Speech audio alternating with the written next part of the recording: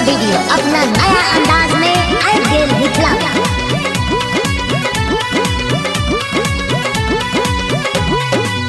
जहर के बोतल लगा बैसल छै, पगला छै किछु कए जेतै। जहर के बोतल लगा बैसल छै, पगला छै किछु कए लेतै। मम्मी के दोसर से शादी नहीं करबी है के लोभर हमर मरिए जेतै। मम्मी के दोसर से शादी नहीं करबी है के लोभर हमर मरिए जेतै।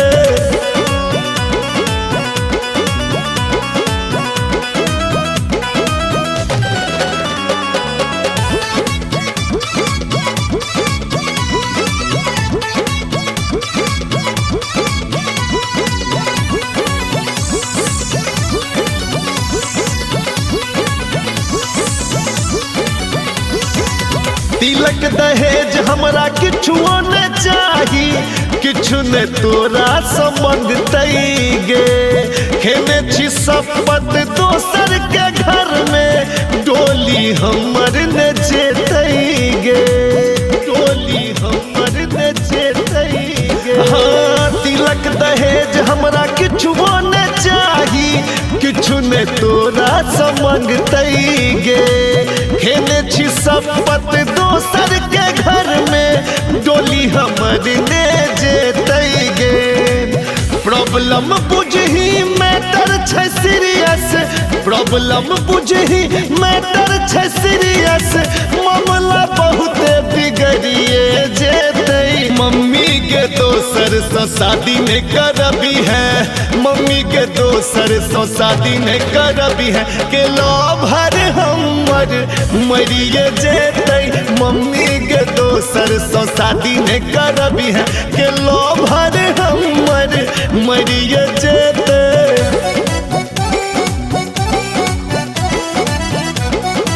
संजीवनी ऑडियो वीडियो अपना नया अंदाज में आए गेल मिथिला।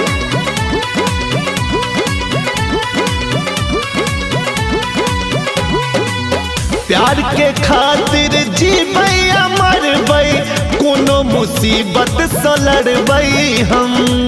विपिन के हम तो बनब ने दुल्हनिया, धोखा विकास के न देबै हम।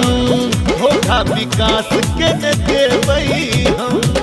प्यार के खातिर जीबै या मरबै, कोनो मुसीबत से लड़बै हम। विपिन के हमने बनबै दुल्हनिया, धोखा विकास से न करबै हम।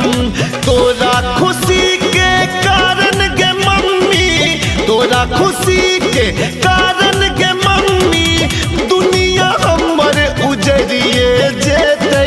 मम्मी के दोसर से शादी नहीं करबी है, मम्मी के दोसर से शादी नहीं करबी है के लोभर हमर मरिए जेतै।